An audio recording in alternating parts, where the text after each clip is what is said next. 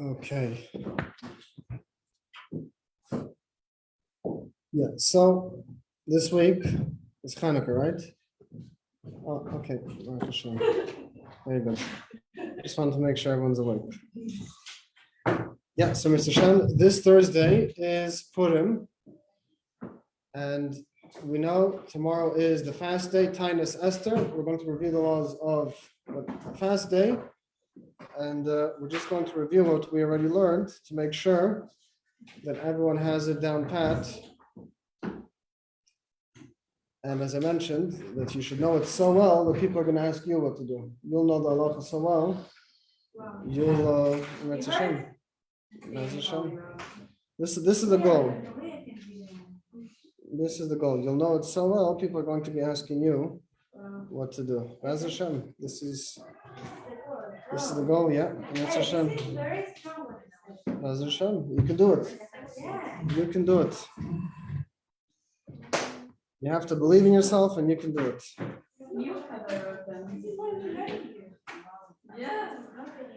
It's not for us, it's to give to others. It's for both. You should know it for yourself, and you should know it so well you'll be able to give it to others. That's Hashem. So we're going to review today the chapter 142. The halacha is mishlach manos, of sending gifts of food, Tanis of yenim, giving gifts to the needy, and the mitzvah of Seudas Purim. So I just gave it away. So yesterday we reviewed the halachas of the Megillah. Everyone remembers? Hopefully, right? We reviewed yes, and we reviewed the halachas of the Megillah. Correct. Oh, very good. And we started the halachas of the public fast days. So that's what we're going to finish after this review. Should we ask any questions about reading the Megillah, or you feel that you have it down pat? When you hear the Megillah, do you have to have in mind to fulfill the mitzvah? Of course. Yeah, correct. When we say, when the Balkaira, the one who's reading the Megillah, recites the blessings by day, is there something you have to have in mind? The Shechiyanu is all the third blessing is also going on the other three mitzvahs of the day. Why can't you have it in mind by night? Because the mitzvahs are not done by night. The mitzvahs are to be done by day. Excellent. Okay, so the truth is the Megillah, when it comes to practical, the Megillah is the easiest. You just listen, and that's it. The phone should be on silent. You'll see there's going to be nobody talking in shul. That's for sure. You don't have to worry about that. And you just listen, follow along inside. If somebody doesn't read Hebrew yet, so they should have translations in different languages, it'll be okay. It should be available. So the main thing is just to listen. And even if you don't understand what's being said, that's okay, because the mitzvah is to listen. Okay, so we're going to review quickly now chapter 142. So, as we mentioned, Purim has 4 mitzvahs. The first mitzvah is what we reviewed yesterday, the laws of Megillah. So Megillah, reading the Megillah, hearing the Megillah, that is one mitzvah.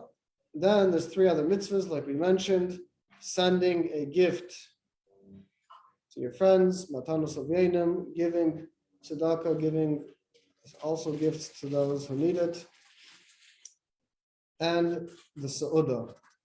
So, when it comes to the mitzvah of mishlech manos, of sending a gift to your friends, how many people do you have to send to fulfill the mitzvah? One. Oh, excellent. One person. And how many gifts do you have to send? 2. Excellent. Very good. And what does it mean, pre-made? Ready to eat. Ready to eat, correct. So can I send a raw piece of steak? Yeah, that's the answer. You could, but you didn't do the mitzvah. Correct. I'll take some raw steak, yeah. Okay, so if anybody here wants to give you a raw steak, you can give it. I know. So that's the mitzvah. The mitzvah it has to be something which is ready to eat. It doesn't need any more preparation.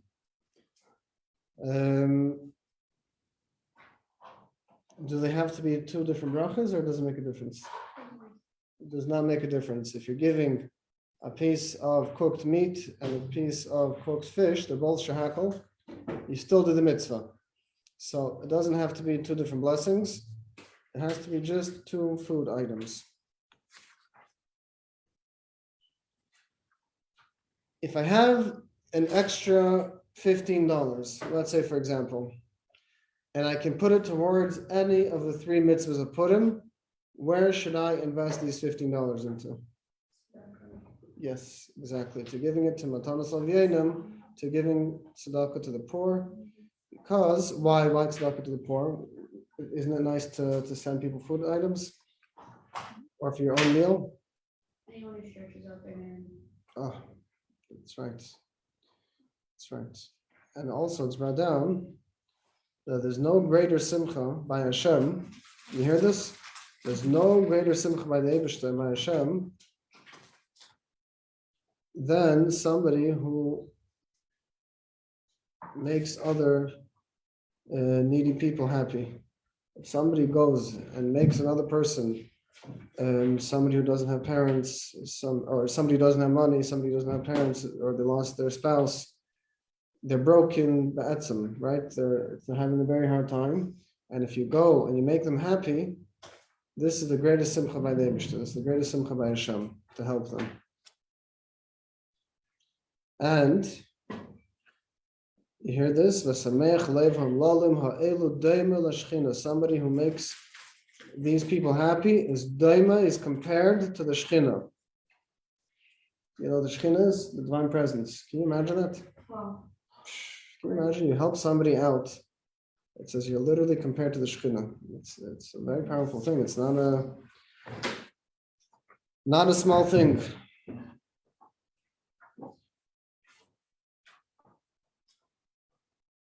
And how many things so back to Mishloach Manos, back to giving food gifts. How many things do I have to give? 3, 4, 5? 2. Very good. Oh, very good, very good. Okay. Now, so that's all in regards to giving a gift of Mishloach Manos. So Mishloach Manos, again, you're giving 2 gifts of 2 food items to one person.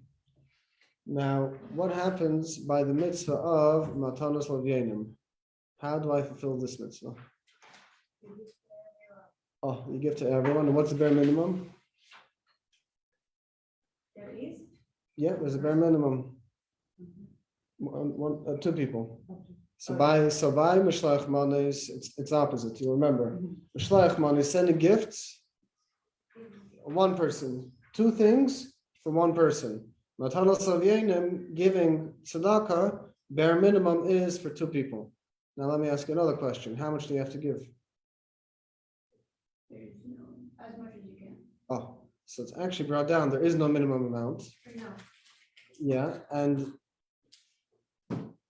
Or some say a shava pruta. Even you gave 10 cents, you did the mitzvah. Some say it should be 2 shava. The Mishnah Berurah brings from the Ritva, it should be 2 shava prutas, whatever it is. But if you give 25 cents to 2 people, the bare minimum, this is the bare minimum. You did the mitzvah. So you'll see there's going to be a lot of people. So you have a lot of a chance to do the mitzvah. and it has to be to everybody, right? Oh, very good. Correct? What's the difference between Purim and the regular mitzvah tzedakah throughout the year? You said it. Exactly. The lashon is, what's brought down is kol hapeshet yad, whoever sticks out their hand to receive, neistimloi, you give it to them. So that's different, because when it comes to Purim, I said the sikha before, I'll just repeat it one more time. Purim is a time where we accepted the Torah from our own ratzon, from our own will. right? By Matan Torah, when Hashem gave us the Torah, it says it was Kafa Alehem Har Kegigis, that Hashem put the mountain on top of us like a barrel. You can take it. If you don't take the Torah,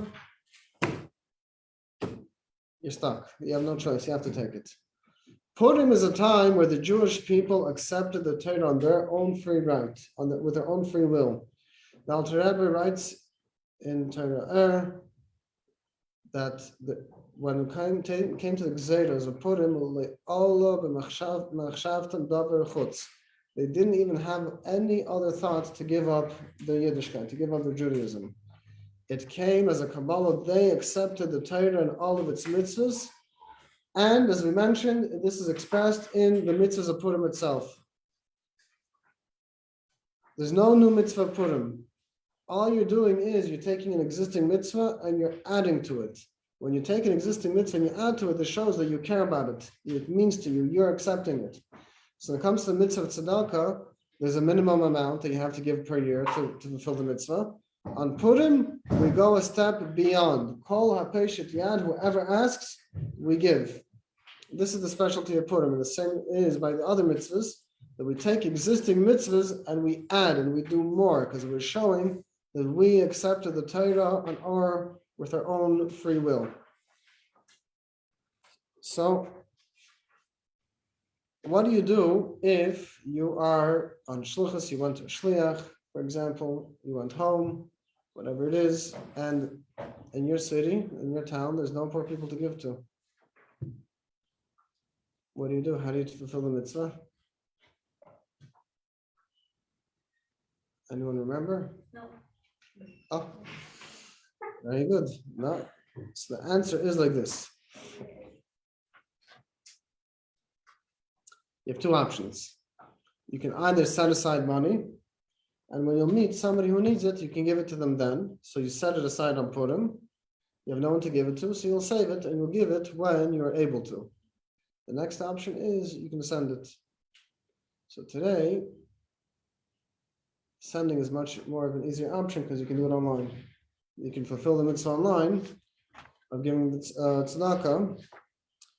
So it's as easy as that. There's plenty of very worthy causes that can be found. Is there a difference between men and women when it comes to these two mitzvahs? No. Correct, there is not. Who should a man give to? Who should a lady give to? Correct. A man gives Mishlach Manis to a man, a woman gives to a woman. What about Matanas Lavyenim? Is there a difference? No. No. When it comes to Matanas Lavyenim, when it comes to Tzedakah, you give. Mishlach Manis, it's better each one, men give to men, women give to women. For somebody who is married, can she just rely on her husband to do the mitzvah for her? No, correct. She has to give on her own. She has to fulfill the mitzvah herself also.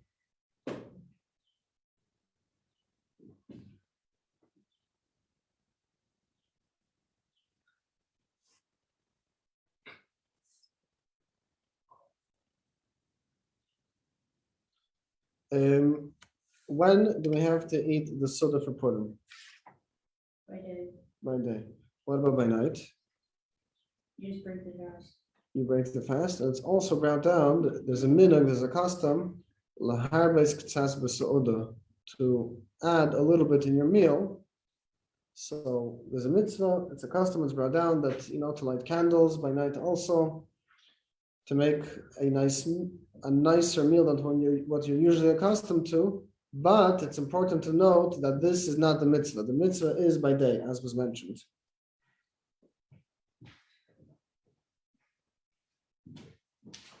And it's brought down also that the night, so we mentioned about the night leading into Purim, we mentioned Purim itself, and it's brought down also the night going away from Purim, Leil Tezvav, there's also it's brought down, tzorich l'smayach tzas. You need to also add in a little bit of happiness.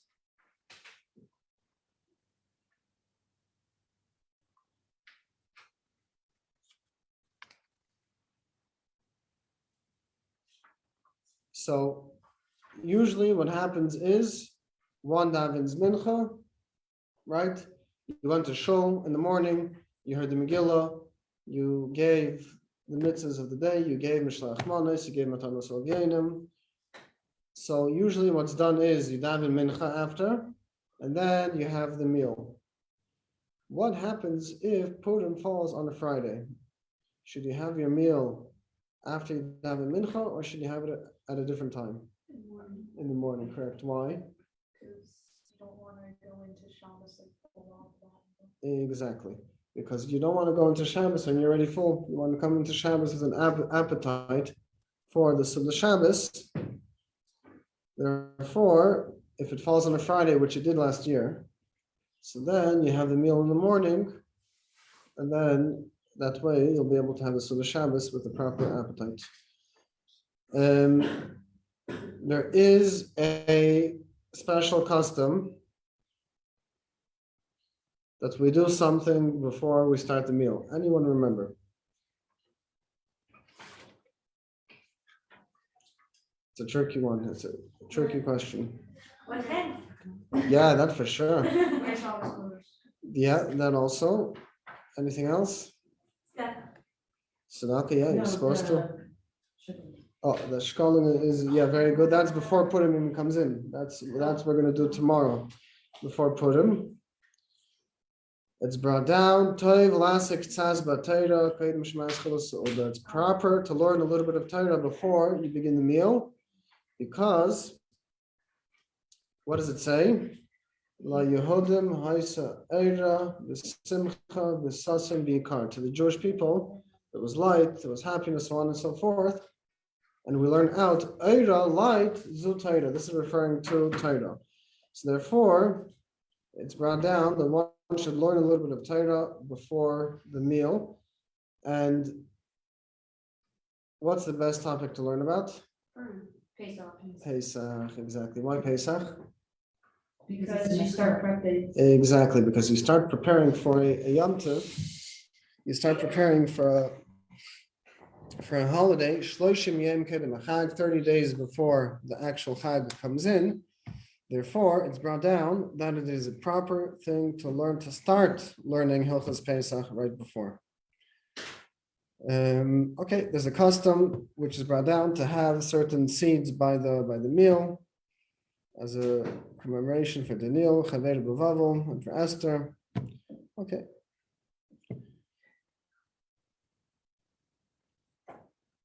There, sure. Why do we say Leilin Isa Ira by Havdalah?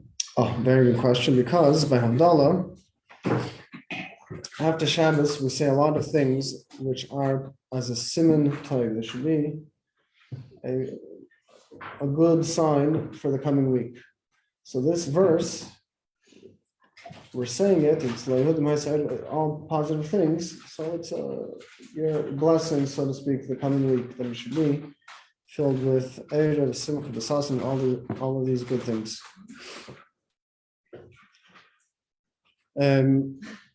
We know that the miracle of Purim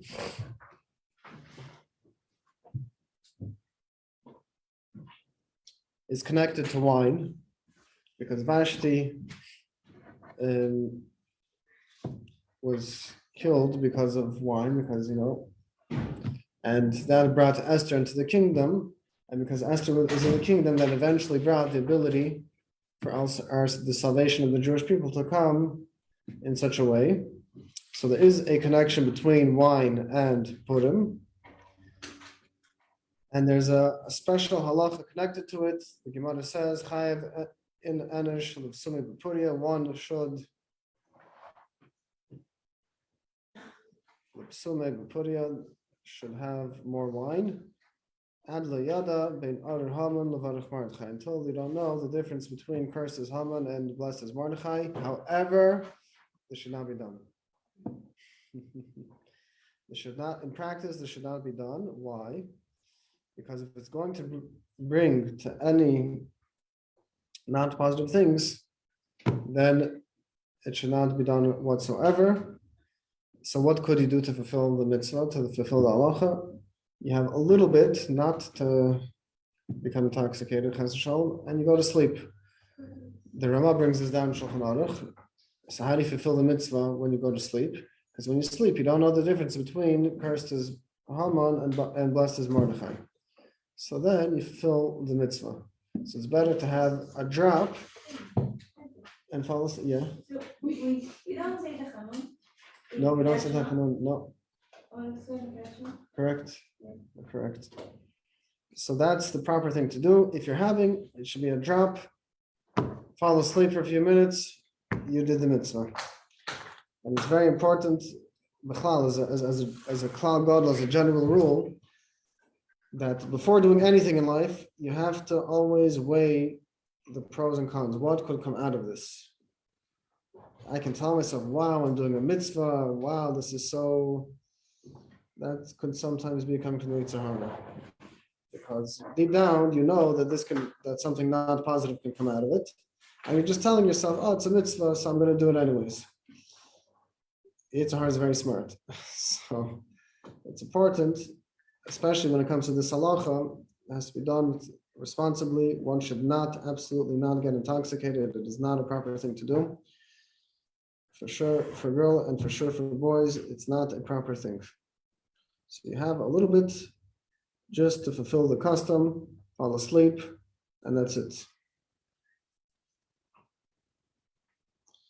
This is a very common question. Somebody who is in the year of mourning. So there's there's a halacha. I got so many calls on this question that they're not allowed to receive gifts. But one of the mitzvahs of Purim is to give gifts. So what do? Can they give a gift or not?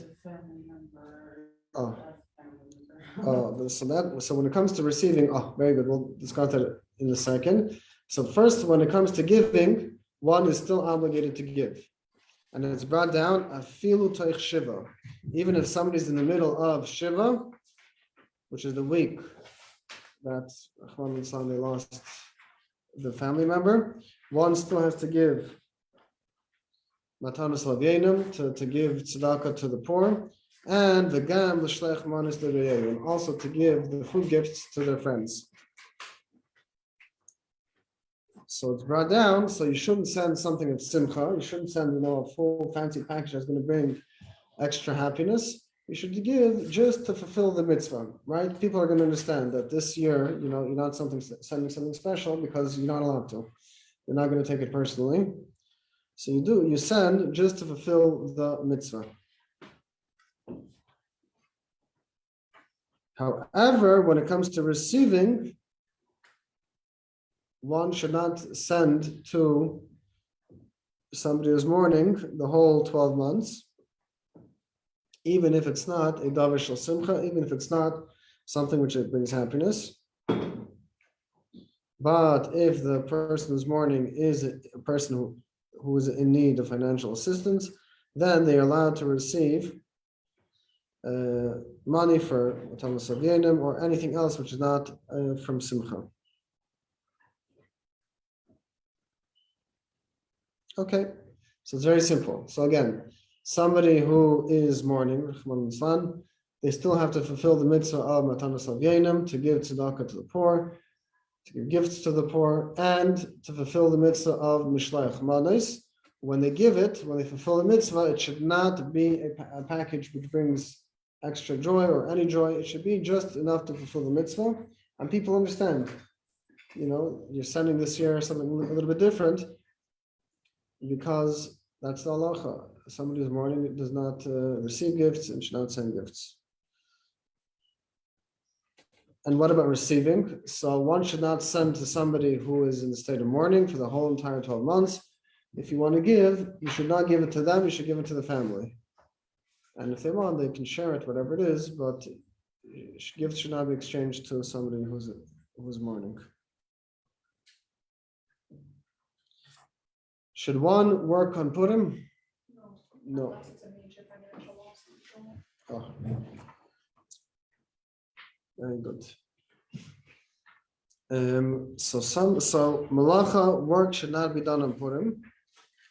And it's brought down, whoever does do work on Purim, they do not see any blessing from that work that they did.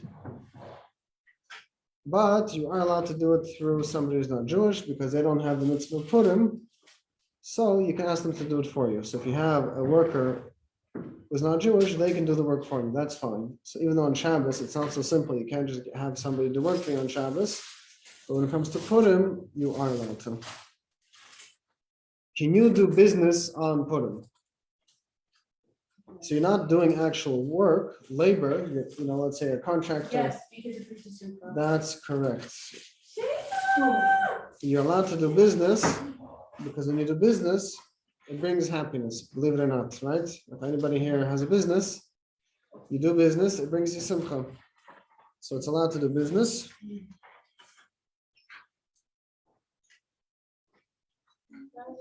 You're allowed to write. It's not like Chalamayid, you are allowed to write. You're even allowed to write a letter to somebody. You're allowed to write all your debts and so on and so forth. And for sure, you're allowed to write things connected to a mitzvah or for whatever is needed for Purim. So we covered all of the mitzvahs and the halachas of Purim itself. Right? Everyone feels confident. They're going to go into Purim knowing what to do. Oh, yeah. Yeah, so Call me Rob. okay, very good. You know it. So people are going to ask you in shul, you feel confident, you'll know the answers. Oh, Hashem. Oh, very good. This is important.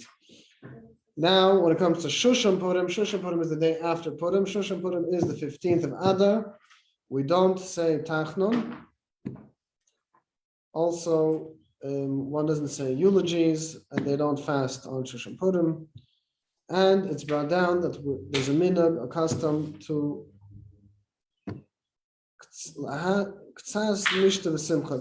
add a little bit in the meal and a little bit of happiness.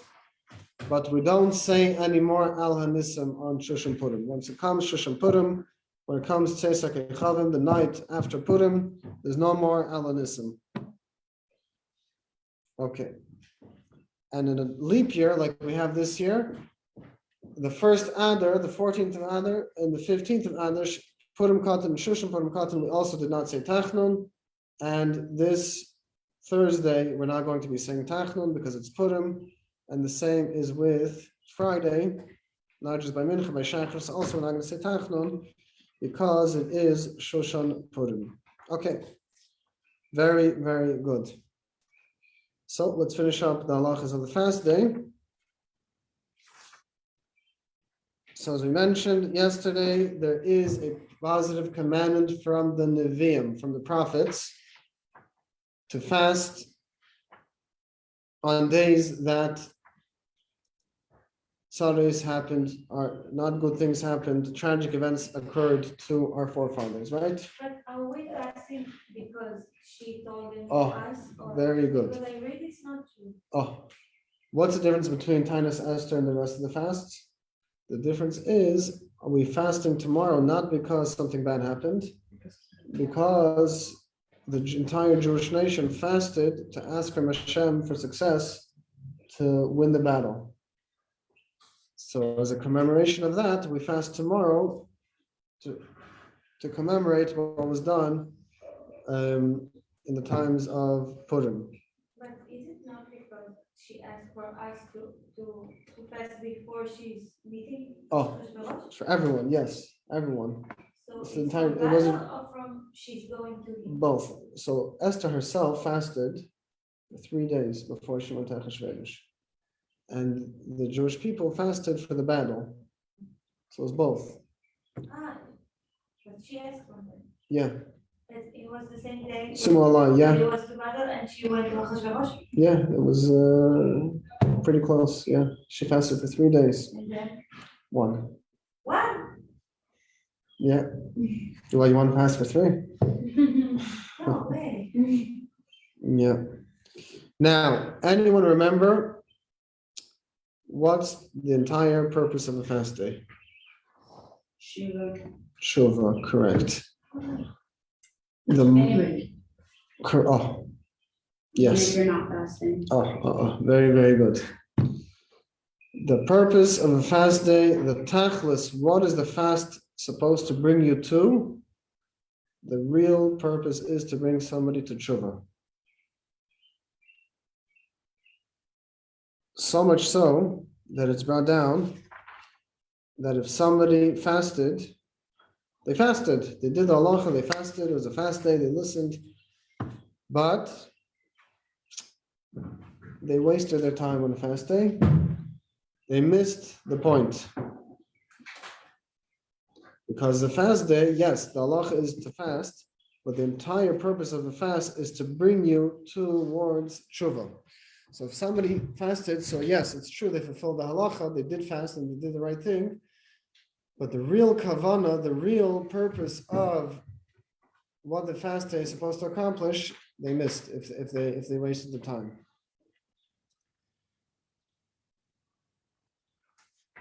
Now let's flip the other way.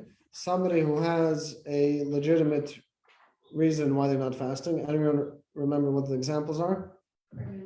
Pregnant, nursing, and sick. One of the three.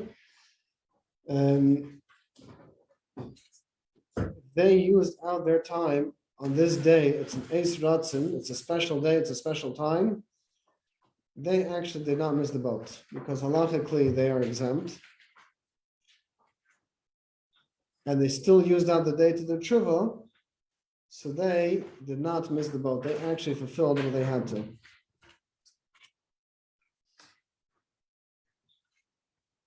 Okay. Fine. What happens by somebody who gets married and they're in the middle of Shabbat brachas? So from the 4 fasts, do they fast or they don't fast? They do. They still fast, correct. Okay, we're holding page 824. In the English, 825, so it's chapter 121. We're holding the 8th halacha, halacha ches. Chiluk yesh bein shalosh tainis, 824. Yeah. Chiluk yesh bein shalosh tainis rishonos l'tisha b'av.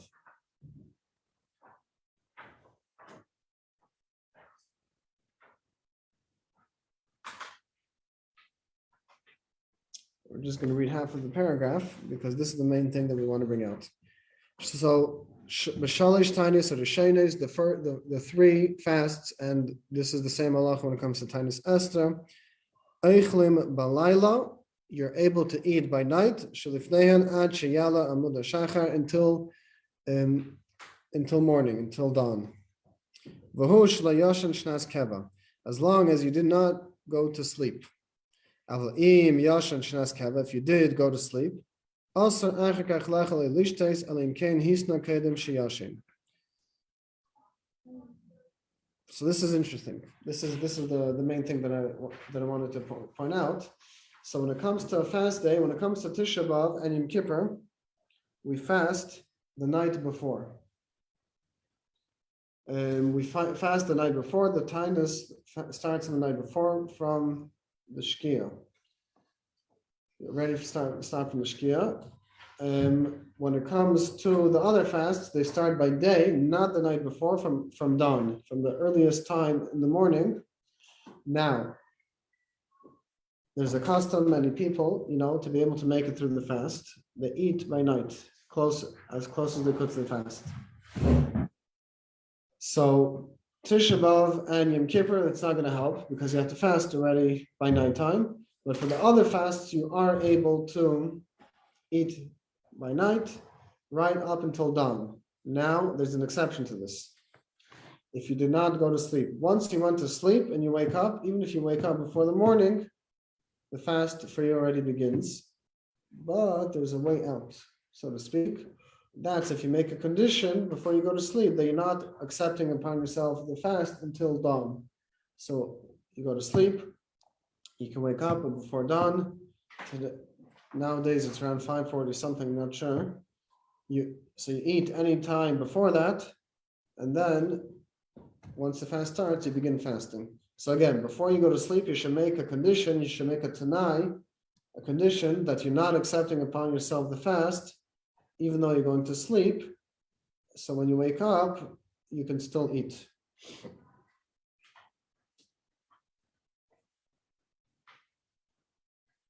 Okay. Test the ninth halacha. Sure. However, people are not allowed to sleep in families, right? Anytime. You could sleep. No, in the night. You can sleep by night. No, at day. You could, sure. Ah. Yeah, sure, of course. Sure, if somebody's having a hard time fasting, they should go to sleep. But if not, just laziness. What do you mean? You don't have to do nothing. You go to sleep. Oh, so I mentioned earlier. It's not true. Oh, so there's nothing wrong. You are allowed to go to sleep. You are allowed to go to sleep, but you should still use out some part of the day, because at the end of it, it's a special day. So still, to reflect where you're holding, how you can become better, how you're doing with your friends. So you are for sure allowed to go to sleep, and you should go to sleep if it's going to help you fast. Test the ninth halacha. Is another leniency by the first 3 fast days, and also Tanis Esther. People who are expecting, people who are nursing, and it's causing them discomfort, they do not have to fast. Also somebody who's sick, even though there's no danger, they just have, let's say, the flu, a virus, whatever it is, so there's no danger, Baruch Hashem, but for most people, most young, healthy people. Nevertheless, loy yisana, the halacha is a chayla she'en yisakana, somebody who's sick, even if there's no danger, loy yisana, they do not fast. Nevertheless, even somebody who halachically they are allowed to eat, they should not take extra enjoyment in the meal. They should eat whatever they need for their health.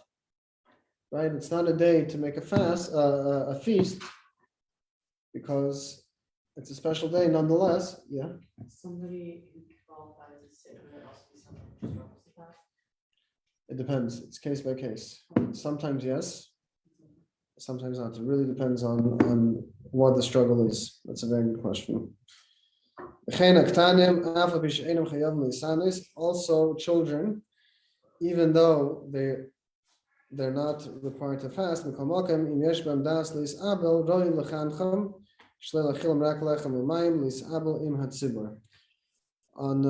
on Tisha B'Av, so kids do not fast.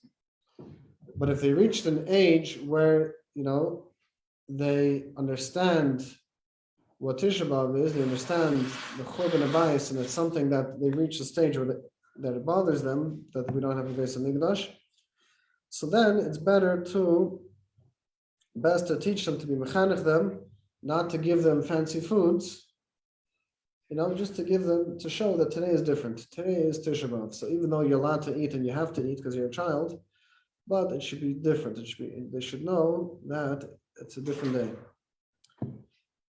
Yod is the 10th halacha, lirchetz piv b'mayim b'shacharis, to wash one's mouth on a fast day in the morning. Also, b'chol Tanis Esther, one should not do so on the fast day. V'harei kim efshar lifleit yifleit, and so any saliva in the mouth you should spit out. If you're not able to, you're allowed to swallow it, even on Yom Kippur, since you're not doing it for pleasure.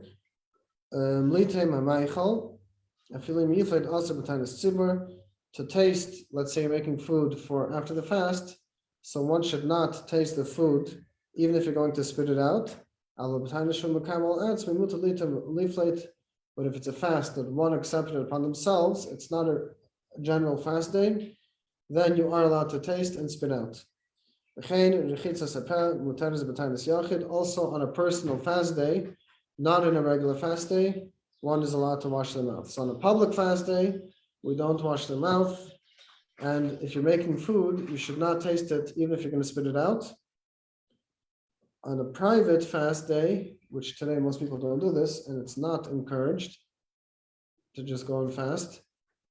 But the halacha is that one is allowed to wash the mouth and one is allowed to taste the food they're making and spit it out, just to see if there's anything that needs to be added, so on and so forth.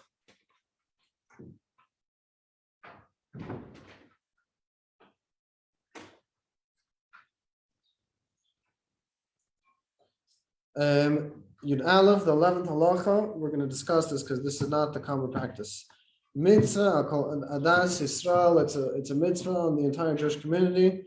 Sha'al kol tzara sh'letave, on any chas v'shalom, any not good thing that can come, Rachman Litzlan, Yis'anu v'Yispalu al tzarasam l'fnei Hashem Yisbarach Shmei, they should fast and daven for their situation to Hashem.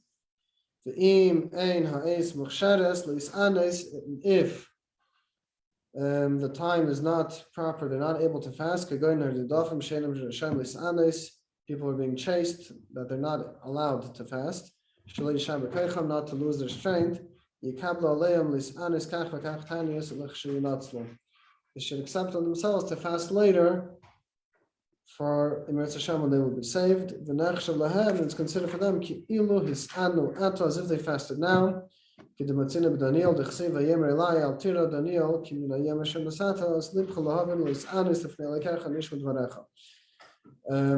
said to Daniel, don't worry, because from the day that you accepted upon yourself, pretty much Hashem accepted as if he fasted on that day. Now, today, this is not the custom. Today, we do not fast extra. Why? Can anyone guess? We don't have the strength. Today's people, everyone, we're weaker. We don't have the koyach. It's enough. We should fast on the days that we have to fast. And the Alter Rebbe even brings in Tanya, already in the times of the Alter Rebbe, that today we don't have so much koyach, and today the proper thing is we're paid the tzedakah. Instead of fasting, you give tzedakah, extra tzedakah on that day, the value of meals. A few other eitzes are Tanis Esther. Tanis Esther means you're refrain from speaking Dvarim B'Telem. Instead of your stomach taking the hit, your mouth would take the hit, so to speak. And I even remember a few years ago when COVID came out, a few Rabbanim in Eretz Yisrael put out that they should fast half a day because of the tzara that's happening. So many people at that time were dying left and right, and it wasn't so simple. Not everyone accepted it because today we can't fast and we don't fast extra.